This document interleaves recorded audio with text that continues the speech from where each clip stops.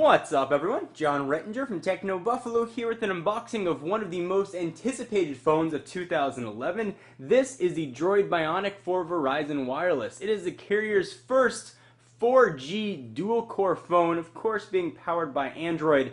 We first saw it debuted at CES 2011 in January. Since then, it's been delayed and reimagined. So let's go ahead and see if the Droid Bionic has been worth the wait.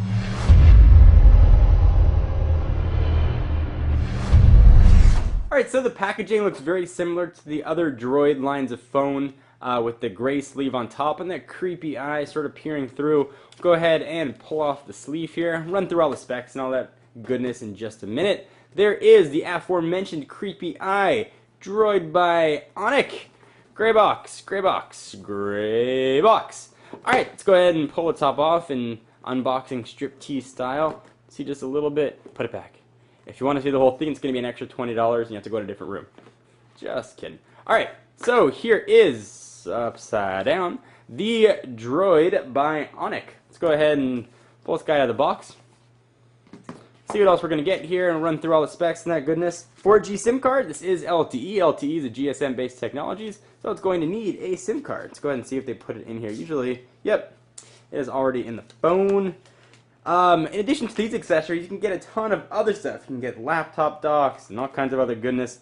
We've got the port that plugs into the wall with the USB port on the side. There is the cord that's going to plug into that, charges via micro USB, and a manual. That's about it. So pretty standard. Not any headphones in there. Go ahead and push this stuff off to the side. Go ahead and peel off the plastic. Whoosh. Oh, I left a piece behind. Get it off. There we go. Alright, I'm going to go ahead and power this sucker up and we'll run through the specs because there's a lot of specs here to go through. So hopefully it's got enough charge to turn on.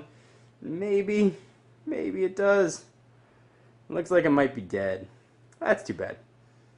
Power on. Not very well for the battery life already. Just kidding. Alright, so let me run through the specs of this guy and then I'll power it on and come back and show you what it can do.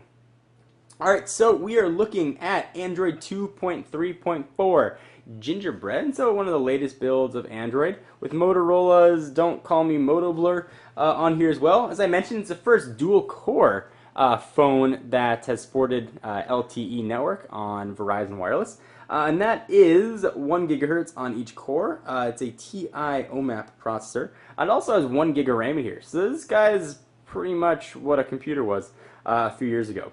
Screen-wise, it's a 4.3-inch screen with a resolution of 540 by 960. That qualifies as QHD or Quarter HD with Corning Gorilla Glass. So you put this in your pocket with your keys. You're not going to scratch it up. On the back, 8-megapixel camera with autofocus, LED flash, of course, and that can shoot full 1080p HD video. So no need to bring a camcorder with you when you go out and about. Front-facing camera on the front, obviously, for video chat, taking your sexy Facebook photos. You hold it out to the front, boom, and snap your picture. 32 gigs of memory, 16 internal, and there should be a 16 gigabyte card lurking in here. Of course, you can up that to 32 gigs. I feel like the Micro Machine guy the way I'm talking. Of course, support Adobe Flash and all the rest of that goodness. I'm going to set you back about $300 on a 2-year contract. So, what do we have on the phone? We've got 4 capacitive buttons, menu, home, back, and search. That sort of Droid chin that we've come to know or love or loathe, depending on which camp you're in. On the left-hand side, HDMI out, and the charging port for micro USB. On the right-hand side, very well-pronounced volume up and down rocker. On the bottom, there lives a microphone, nothing else. On the top, on the left-hand side is a power and lock button. I prefer when it's on the right, but that's just me. 3.5mm headset jack. You can see there's a little bit of a chin here. The chin is on the front, sort of reminiscent, I guess, of the Droid X.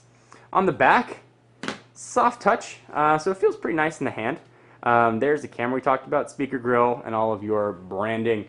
Got Verizon, LTE, with Google. The phone's not very thick. It certainly feels solid in your hand. I like that soft touch feel. I prefer when the back is sort of a metal type accent, but this really does feel quite nice. Let me go ahead and pop this sucker off, take a look at what else we're going to have, and maybe there's a tab I got to pull to get the battery to work. We'll try this live on camera. So here is the battery, and it's a gargantuan battery. I can pull it out of there.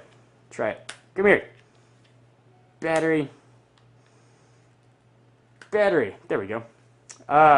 Let's check the size of this battery. 3.8 volts. Where is the, there it is, 1,735 milliamp hours. It's big, but it's also very thin. You can already see the comments about that one down below.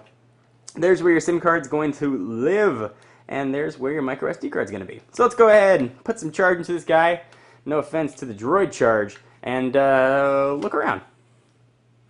Alright, so we are plugged in and quasi-juiced up here. This is what your Droid Bionic is going to look like. First, you got some 3D animations, and of course, in the full review, I'll walk you through everything. This is just really the first time I've turned the phone on here. And the thing is snappy fast. You'd expect that, I guess, from a dual-core processor and a gig of RAM. Man, this thing is blistering. Alright, let's take a look at some of the stuff you're going to get on your phone. So here are the apps that you're going to get. They are side-scrolling apps. So you've got a lot of custom Motorola ones, and of course the standard stuff that you get with Android, and some Verizon business here, VCast, and some more VCast stuff. 3D animations there. What is that logo? Is that a camera? It looks like it is a camera. So that's how you snap pictures. Yay. Alright, let's go ahead and exit out of here. Take a look at the browser. For me, the browser is what matters most. App loading time and all that stuff I can handle, as long as the browser is going to be decent speeds. So let's go ahead and take a look at the browser. And here we've got, hey, check a look at that. Check a look at that. Take a look at that. Techno Buffalo's new mobile version. And the thing is just about as fast as you'd expect. I mean, this just goes. I didn't see a checkerboard pattern at all. This thing is a speedy looking phone. So of course it's very unscientific test, just first impressions. Again, during the full review and hands-on, I'll walk through everything. I'll run benchmarks and I'll run different tests and I'll show flash and the rest of that business here. This is kind of a neat little add-on I saw. It's for your contacts. So add favorite contacts. If you pull it down, it's going to pull down a whole bunch of contacts. You can go pick who you want to dial. So instead of taking up a whole home screen with row after row, it sort of pulls all that down for you to do it. A really neat addition that Motorola added on here. Let's take a look at some of the Droid backgrounds. It's always kind of fun to see when Motorola puts on their Droid phones. Take a look at live wallpaper, see if there's anything new. I don't know why I care about this, but I always do. So the standard ones, and then there's the Droid Bionic one, which I think was the one we had loaded there.